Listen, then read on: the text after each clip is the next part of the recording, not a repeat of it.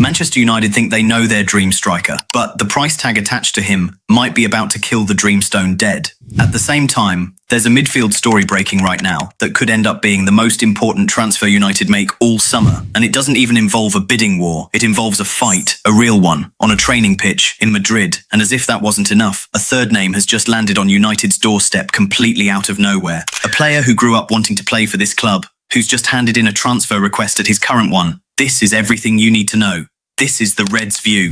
Let's start with the striker situation, because this is the one that's going to frustrate a lot of you. Manchester United have a number one striker. That's not in question. Benjamin Sesko finished his first season at Old Trafford with 12 goals in 32 appearances. Solid. Not spectacular, but solid enough that the club still see him as their main man going forward. The problem isn't Sesko. The problem is what happens when Sesko isn't on the pitch. United's hierarchy have decided they need a proper senior backup option. Someone who can rotate in, push Sesko, and not be a downgrade when he plays. And according to reports out this week, the club have already drawn up a 5-man shortlist to solve that exact problem. But here's where it gets interesting. One name sits above every other name on that list. One player the club view as the dream addition. The one they'd take in a heartbeat if circumstances were different. Victor Osimhen. Now, if you've followed this story for any length of time, you already know the connection. Osimhen has been talked about in relation to Old Trafford for what feels like years, and the numbers explain exactly why. This season alone, 22 goals in 33 appearances for Galatasaray. Across his time in Turkey, 59 goals in 74 games. That is not a hot streak. That is a finisher operating at an elite sustained level. So why isn't this deal already done? Because of the number attached to him. Galatasaray made Osimhen's move permanent last year in a deal reported at €75 million,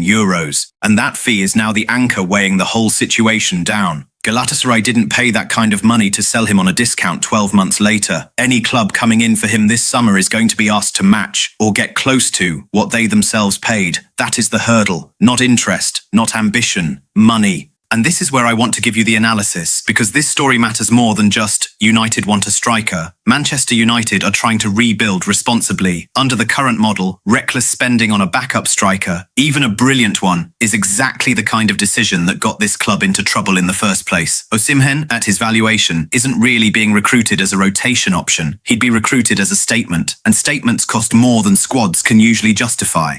So what are the alternatives? This is where it gets pragmatic, fast. Jean-Philippe Mateta has emerged as one of the names under consideration. Premier League proven, physical, reliable in the air and in the build-up. He doesn't have the superstar profile of Osimhen. Nobody's pretending he does. But he understands English football already, and that matters when you're signing a player to support, not replace, your main striker.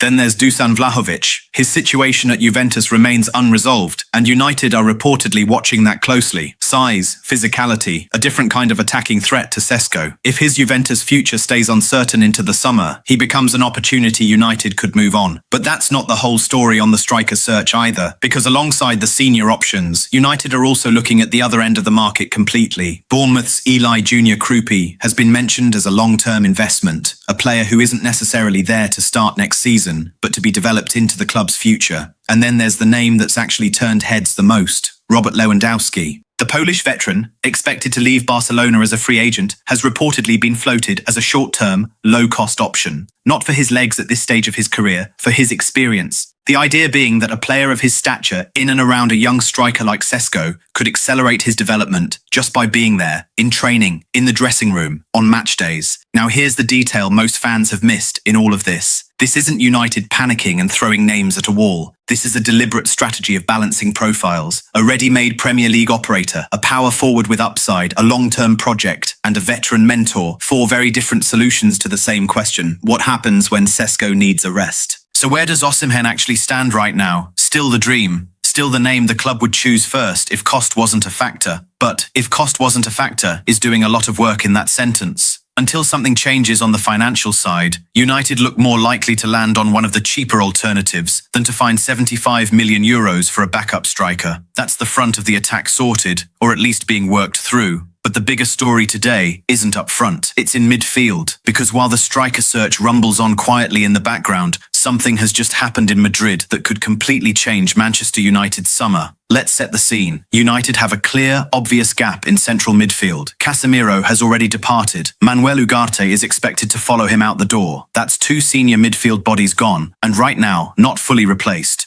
The club have been attached to a long list of names to fill that gap, but one stands above the rest in terms of profile, in terms of ambition, in terms of what it would actually say about Manchester United as a club if they pulled it off. Aurelien Tchouameni, Real Madrid's midfielder, 26 years old, nearly 200 appearances for Real Madrid, a Champions League winner, a La Liga winner, currently representing France at his second World Cup. He has been described by people inside that environment as the best defensive midfielder in the world. That is not a player Manchester United usually get linked with in any serious way. So why now? Because of what's happening behind the scenes at Real Madrid. Here's where this gets complicated. Reports this week have linked Real Madrid with a serious move for Matheus Fernandes. The young Portuguese midfielder United have also been tracking. If Real bring in a new midfielder of their own, that has a direct knock-on effect on Tchouameni's situation. He's expected to consider his future at the Bernabeu if Madrid go and sign competition for his position. And United, according to reports, are ready to move the moment that situation breaks open. But that's not even the most interesting part of this story, because while all of that has been playing out, something happened on a Real Madrid training pitch that's now part of the wider conversation. Tchouameni was reportedly involved in an incident with his own teammate, Real captain Fede Valverde, that left Valverde requiring hospital treatment. The two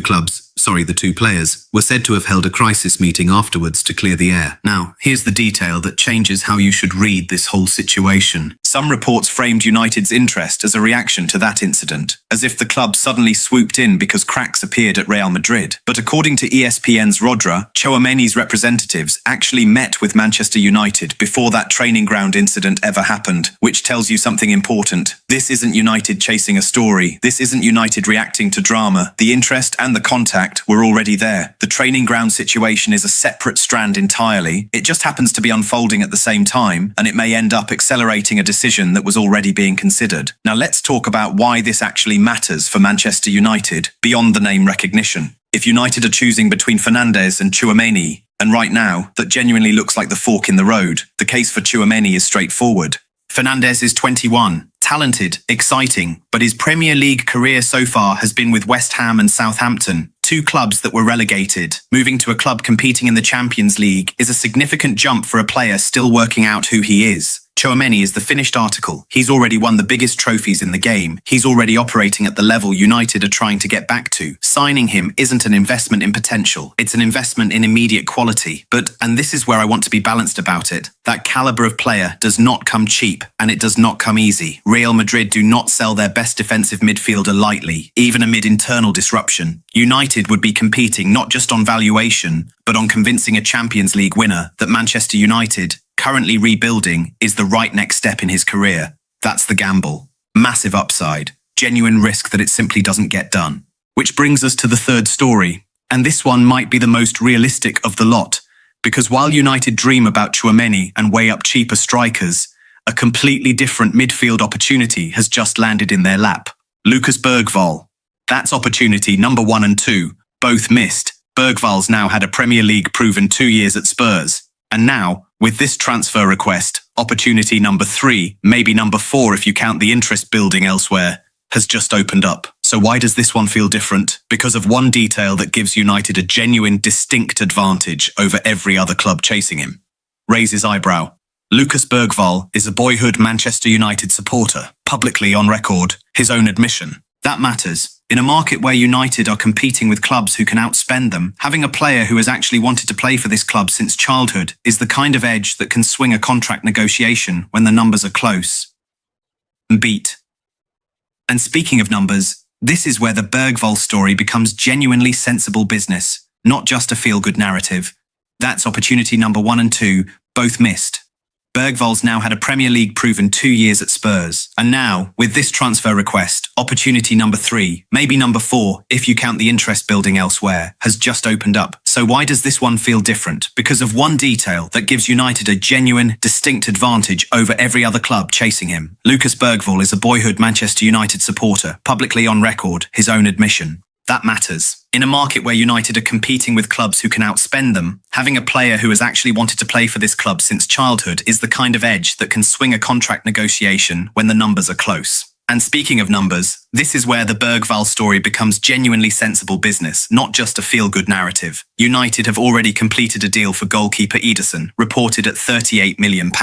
They're also in ongoing talks for Matheus Fernandes, but his reported £85 million price tag is said to be dragging those discussions out. Other midfield targets on the radar, Sandro Tonali, Tchouameni, Elliot Anderson, all come with even bigger price tags attached. Bergval, by contrast, was valued by Tottenham at around £57 million last season, and with his transfer request now public, that number could realistically fall further. So here's the comparison worth sitting with for a second. On one side, Tchouameni, genuinely world-class, genuinely risky to land, genuinely expensive, if real, even let him go. On the other side, Bergval, Premier League proven, significantly cheaper, wants to leave his current club and has supported Manchester United his whole life. Different profiles, different roles potentially within the same midfield, but both pointing at the same underlying truth. Manchester United know midfield has to be the priority this summer, and they are working multiple routes to solve it at the same time. So let's bring all three of these together, because individually each one is a story, but together they tell you exactly what kind of summer United are trying to have. Up front, a dream target in Osimhen that the numbers may simply not allow, forcing the club to weigh practical, lower-cost alternatives like Mateta, Vlahović, or even a short-term Lewandowski mentorship option.